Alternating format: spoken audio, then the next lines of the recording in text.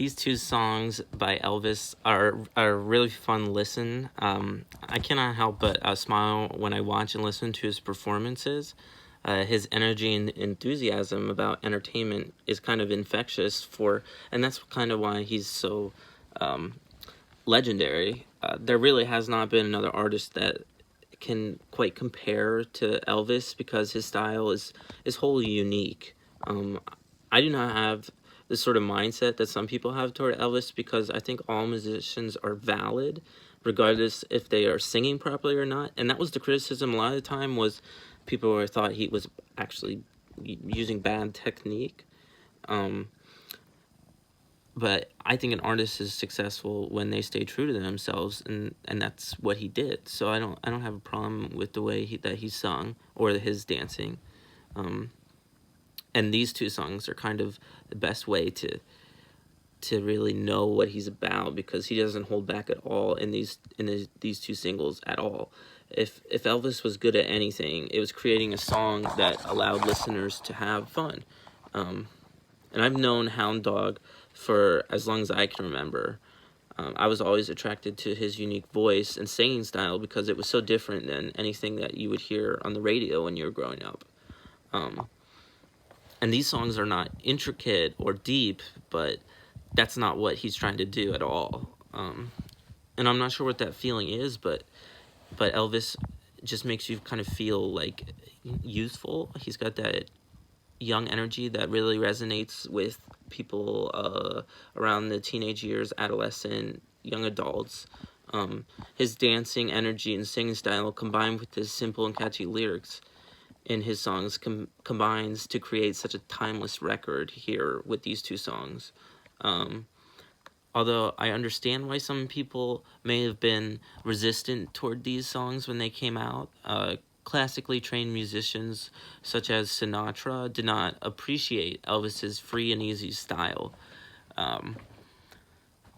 He was singing to have fun, and these songs were kind of seen as satirical, maybe offensive. Many critics were disgusted by his gyrations and other dancing because they saw it as kind of provocative for that time period. Obviously, we wouldn't think of that now just because of everything that is out there. Hound Dog was also originally recorded by an African American artist, so some colored people did not appreciate the way that Elvis changed the song in they took it as a mocking manner. I don't think he meant to do that, but they interpreted it that way. The lyrics at points of both songs is slightly provocative, you could say, for lack of a better word, which was always going to be ridiculed in that time period.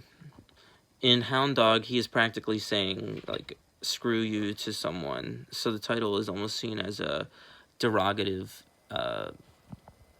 kind of comment in nature. And Don't Be Cruel has less controversial lyrics, and that's why it's not as criticized as much because as the lyrics in Hound Dog are much more open and out there and kind of controversial. And Elvis is a legend far bigger than he could have fathomed, I believe.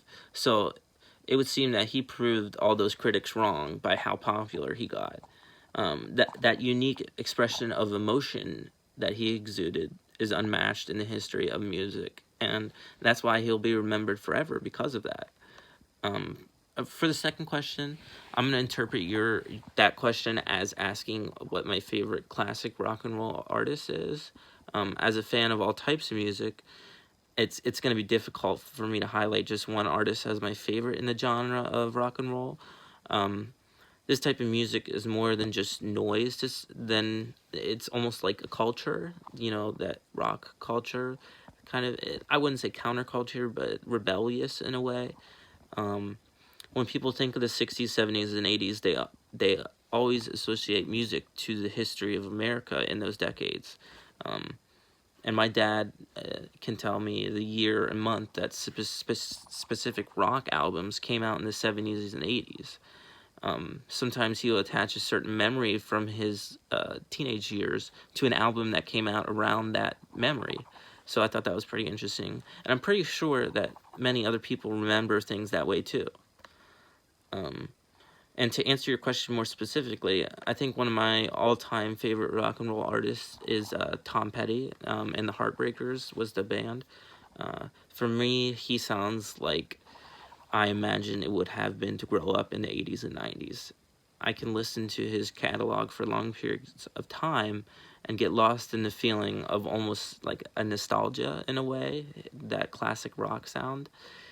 He has so many classic songs that they almost transcend his name. Songs like Free Fallin', Learning to Fly, and American Girl are like impossibly perfect rock songs. And they're like hallmarks of the genre, and they like define the genre in a great way.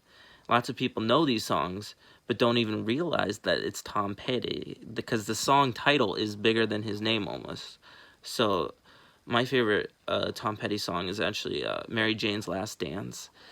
I think that's just an all-around fantastic song. It's, regardless of modern music, I almost always listen to this song. It always finds a way back into my playlist, and I don't know how, but I always find myself listening to it.